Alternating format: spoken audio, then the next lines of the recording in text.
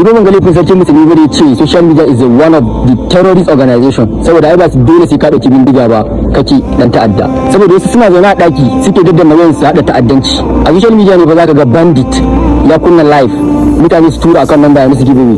A nan ne zaka ga dan Boko Haram ya kunna live yana fesa mu mutane aqidar shi ta khawarij.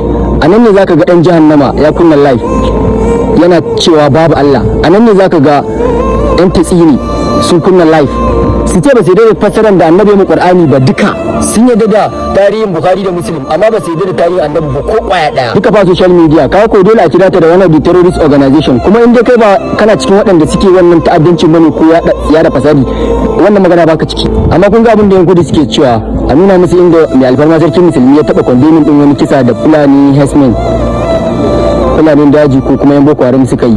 Ba abin da bana shi ba kenan, ku duba ku ga yadda yan kungiyar kan lokacin azumi suka yi ta zanga-zanga akan cewa an ba da hutu, gwamnoni sun ba da hutun makaranta a arewa, don haka wannan ci baya ne ga karatu, wannan wane ne da wannan wace tsiya ce.